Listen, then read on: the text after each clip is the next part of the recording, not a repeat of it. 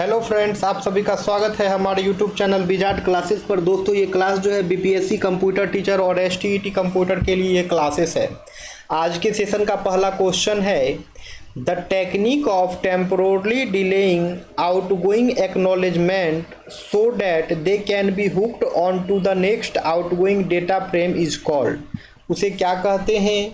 ठीक है, option A है पिगी बैकिंग, ऑप्शन बी है cyclic redundancy check, option C है फ्लेचर्स चेकसम, ऑप्शन डी है पैरिटी चेक। तो इसका करेक्ट आंसर जो है वो हो जाएगा पिगी बैकिंग। ठीक है, it means the technique of temporally delaying outgoing acknowledgement so that they can be hooked on to the next outgoing data frame is called piggybacking. अब नेक्स्ट क्वेश्चन है, which of the following protocol is responsible for converting higher level protocol address to physical network addresses. Which of the following protocols is responsible for converting higher level protocol addresses to physical network addresses. तो इनमें से कौन सा protocol है दोस्तों जो कि responsible होता है हायर लेवल प्रोटोकॉल एड्रेस को कन्वर्ट करने के लिए फिजिकल नेटवर्क एड्रेस में। तो इसके लिए जो है कौन सा प्रोटोकॉल रेस्पॉन्सिबल होगा वो पूछ रहा है। ऑप्शन ए है reverse address resolution protocol, option B है bootstrap protocol, option C है address resolution protocol, option D है internet control message protocol, option E है नन ऑफ द एबव। तो इसका करेक्ट आंसर जो है वो हो जाएगा एड्रेस रिजोल्यूशन प्रोटोकॉल। यानी कि एड्रेस रिजोल्यूशन प्रोटोकॉल जो है दोस्तों वो जो है रेस्पॉन्सिबल होता है हायर लेवल प्रोटोकॉल एड्रेस को फिजिकल नेटवर्क एड्रेस में कन्वर्ट करने के लिए। आपका जो है दोस्तों एड्रेस रिजोल्यूशन प्रोटोकॉल, जिसे एआरपी कहते हैं, वो जो है रेस्पॉन्सिबल होता है हायर लेवल प्रोटोकॉल एड्रेस को जो है फिजिकल नेटवर्क एड्रेस प्रोटोकॉल में कन्वर्ट करने के लिए। हायर लेवल प्रोटोकॉल एड्रेस को फिजिकल नेटवर्क एड्रेस में कन्वर्ट करने के लिए जो है आपका एड्रेस रिजोल्यूशन प्रोटोकॉल जो है रेस्पॉन्सिबल होता है। ठीक है, आगे आते हैं दोस्तों। अब है which is the lowest layer of TCP IP model. TCP IP model का जो है लोवेस्ट लेयर जो है वो कौन सा होता है? ऑप्शन ए है host to host layer, option B है network access layer, option C है इंटरनेट लेयर, ऑप्शन डी है एप्लीकेशन लेयर। तो इसका करेक्ट आंसर जो है वो हो जाएगा नेटवर्क एक्सेस लेयर। ठीक है, इसका करेक्ट आंसर जो है वो हो जाएगा नेटवर्क एक्सेस लेयर। यानी कि नेटवर्क एक्सेस लेयर जो है दोस्तों वो टीसीपी आईपी मॉडल का लोवेस्ट लेयर होता है। नेटवर्क एक्सेस लेयर जो है वो टीसीपी आईपी मॉडल का जो है लोवेस्ट लेयर होता है। एक बार और सुन लीजिए ध्यान से, नेटवर्क एक्सेस लेयर जो है दोस्तों वो टीसीपी आईपी मॉडल का जो है लोवेस्ट लेयर होता है। ठीक है, आगे आते हैं। अब है which of the following device is use to connect similar LAN with same protocol. Which of the following device is use to connect similar LAN with the same protocol. तो इनमें से जो है वो कौन सा डिवाइस है जो कि सिमिलर लैन को जो है कनेक्ट करता है सेम प्रोटोकॉल से। इनमें से जो है दोस्तों वो कौन सा डिवाइस है जो सिमिलर लैन को जो है कनेक्ट करता है सेम प्रोटोकॉल से। ऑप्शन ए है गेटवे, ऑप्शन बी है राउटर, ऑप्शन सी है स्विचेज, ऑप्शन डी है ब्रिजेज। तो इसका करेक्ट आंसर जो है वो हो जाएगा ब्रिजेज। इसका करेक्ट आंसर जो है वो हो जाएगा ब्रिजेज। यानी कि ब्रिज जो है दोस्तों वो जो है आपका वो डिवाइस है जो कि सिमिलर लैन को जो है सेम प्रोटोकॉल से कनेक्ट करता है। ब्रिज जो है दोस्तों वो एक डिवाइस है जो कि सिमिलर लोकल एरिया नेटवर्क को जो है सेम प्रोटोकॉल से कनेक्ट करने का काम करता है दोस्तों। ठीक है, और ये आपका ब्रिज जो है डेटा लिंक लेयर पे जो है ऑपरेट करता है। डेटा लिंक लेयर जो है आपका ओएसआई मॉडल का दूसरा लेयर होता है। ठीक है, ओएसआई लेयर जो है उसका full form open system interconnection होता है। ओएसआई लेयर में जो है दोस्तों 7 लेयर्स होते हैं। ठीक है, और आपका ये जो ब्रिज है इसका काम होता है 2 लोकल एरिया नेटवर्क को कनेक्ट करना। ठीक है, with in the same protocol, जैसे कि आपका इथरनेट हो गया। ठीक है, आगे आते हैं। अब है the data link layer is responsible for, तो डेटा लिंक लेयर जो है किस काम के लिए रेस्पॉन्सिबल होता है। ठीक है, तो इसका आंसर आइए देखते हैं। इसका आंसर हो जाएगा option B, an error free communication across the physical link connecting primary and secondary stations within a network. तो आपका डेटा लिंक लेयर जो है दोस्तों वो रेस्पॉन्सिबल होता है एक एरर फ्री कम्युनिकेशन के लिए। ठीक है, फिजिकल लिंक कनेक्टिंग पे, जो कि प्राइमरी और सेकेंडरी स्टेशंस में होता है विद इन अ नेटवर्क। अब है the device bridge is used eight dash layer of OSI reference model.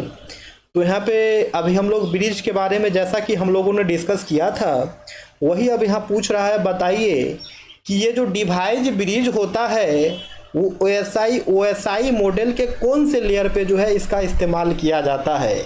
ये जो डिवाइस ब्रिज होता है दोस्तों ये OSI मॉडल के कौन से लेयर पे होता है।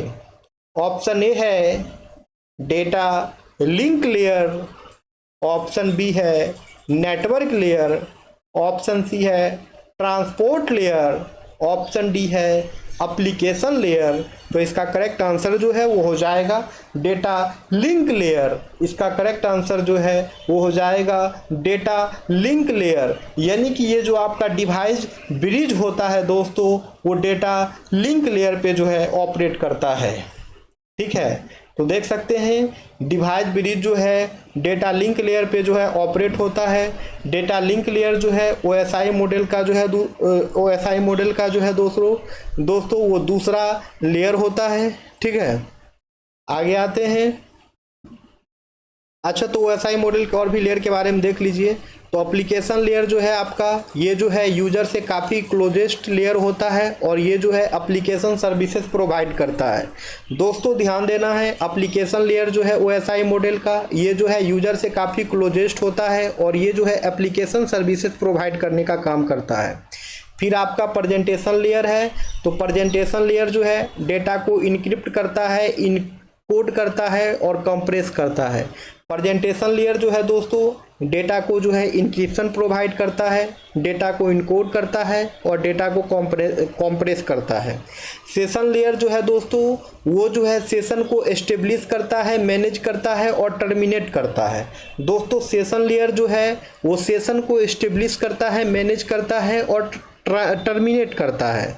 फिर आपका ट्रांसपोर्ट लेयर है, याद रखना है दोस्तों ट्रांसपोर्ट लेयर जो है OSI मॉडल का जो है हार्ट होता है।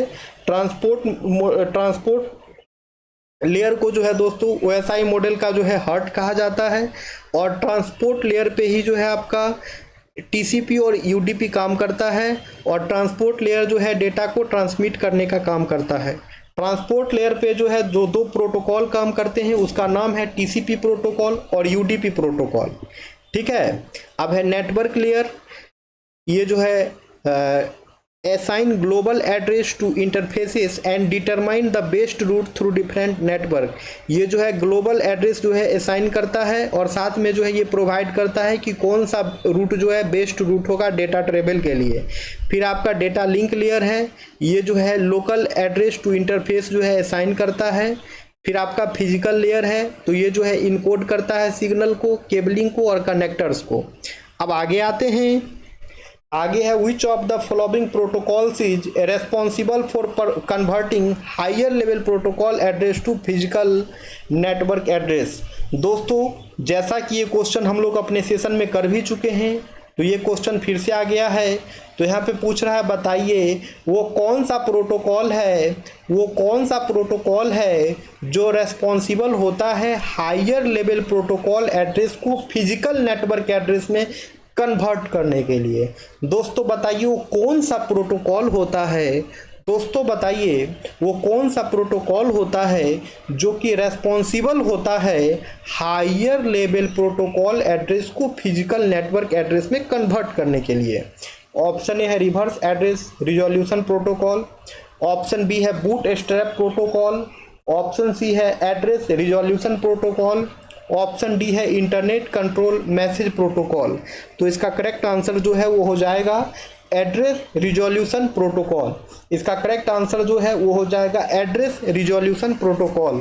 यानी कि दोस्तों आपका एड्रेस रिजोल्यूशन प्रोटोकॉल जो है वो एक प्रोटोकॉल होता है जो कि रेस्पॉन्सिबल होता है हायर लेवल प्रोटोकॉल को जो है फिजिकल नेटवर्क एड्रेस में कन्वर्ट करने के लिए। ठीक है, तो क्वेश्चन पूछेगा बताइए वो कौन सा प्रोटोकॉल है जो हायर लेवल प्रोटोकॉल को जो है फिजिकल नेटवर्क एड्रेस प्रोटोकॉल में कन्वर्ट करता है। तो इसका आंसर जो है वो हो जाएगा एड्रेस रिजोल्यूशन प्रोटोकॉल। ठीक है, तो देख लिया जाए इसका discussion. The protocol responsible for converting higher level protocol address like IP address to physical network address like MAC address to is called address resolution protocol. जैसे कि यहाँ पे एक जो है एग्जाम्पल देकर के समझाया है, जैसे कि हमारा आईपी एड्रेस हो गया, तो आईपी एड्रेस जो है एक हायर लेवल प्रोटोकॉल एड्रेस है, और ये हायर लेवल प्रोटोकॉल एड्रेस यानी कि हमारा आईपी एड्रेस जो है उसको मैक एड्रेस में कन्वर्ट करना है, यानी कि फिजिकल नेटवर्क एड्रेस में कन्वर्ट करना है। तो उसके लिए जो है हम लोग एड्रेस रिजोल्यूशन प्रोटोकॉल का यूज करते हैं। तो क्वेश्चन अगर ये भी आ जाए कि बताइए कि आईपी एड्रेस को मैक एड्रेस में कन्वर्ट करने के लिए जो है किसका यूज करते हैं, तो एड्रेस रिजोल्यूशन प्रोटोकॉल एआरपी का यूज करते हैं। और क्वेश्चन घुमा के ये भी आ जाए कि बताइए हायर लेवल प्रोटोकॉल एड्रेस को जो है फिजिकल नेटवर्क एड्रेस में कन्वर्ट करने के लिए किसका यूज करते हैं, तो वहाँ भी जो है आंसर आपका एड्रेस रिजोल्यूशन प्रोटोकॉल ही जो है हो जाएगा। आगे आते हैं।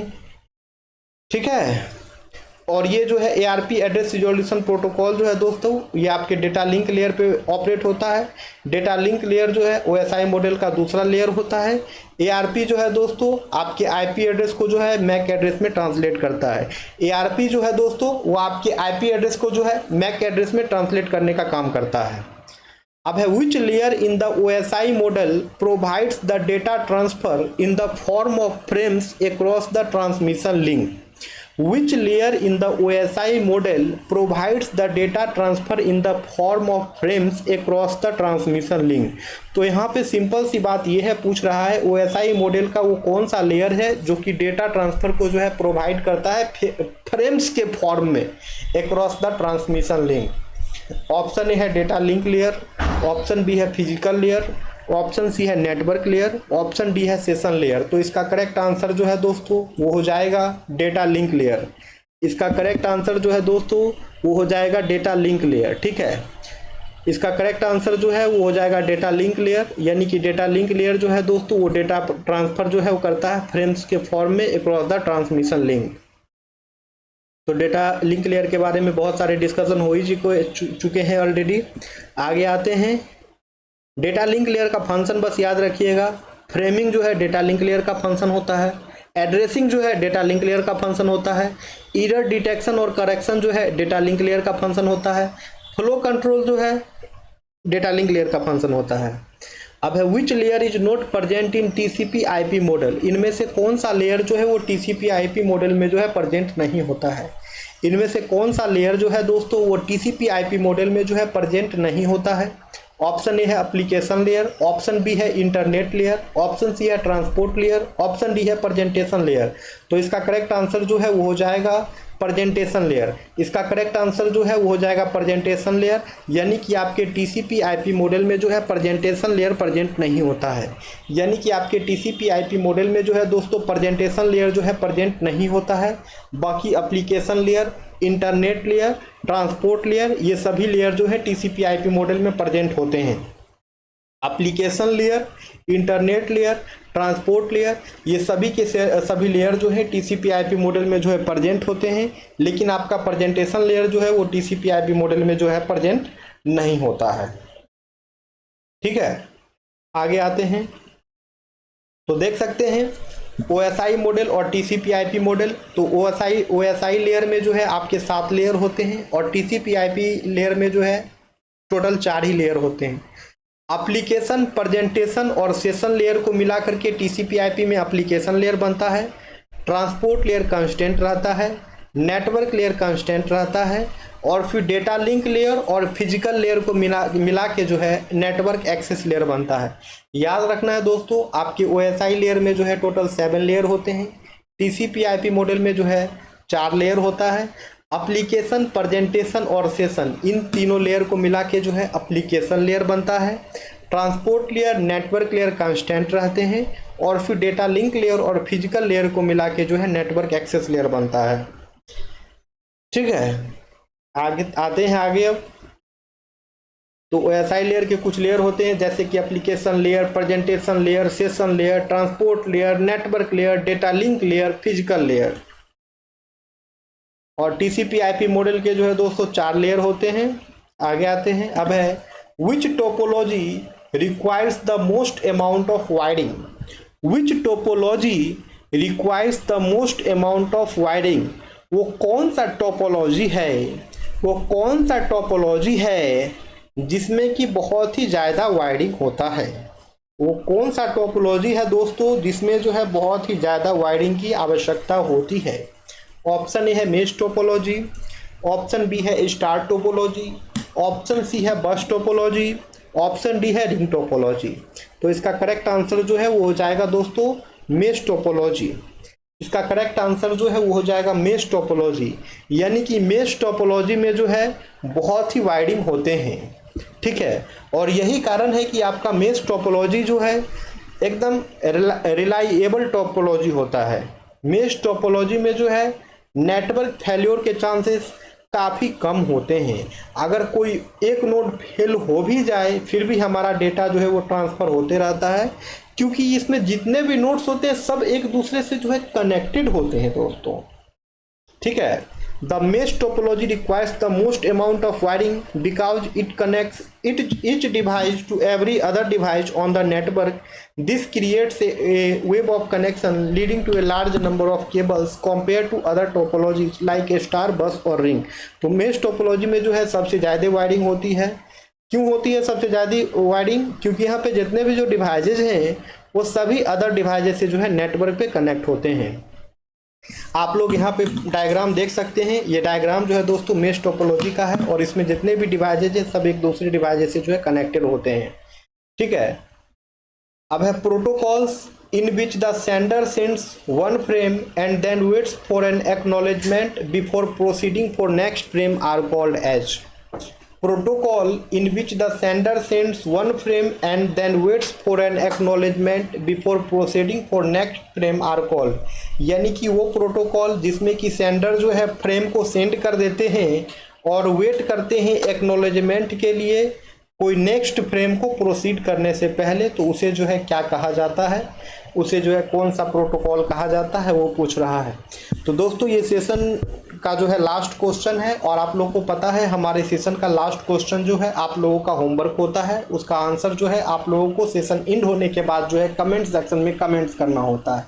ठीक है, तो इस क्वेश्चन का आंसर जो है आप लोग दोस्तों कमेंट सेक्शन में कमेंट्स करेंगे। फिर हम लोग मिलते हैं कल की क्लासेस में। Thank you friends, thank you everyone.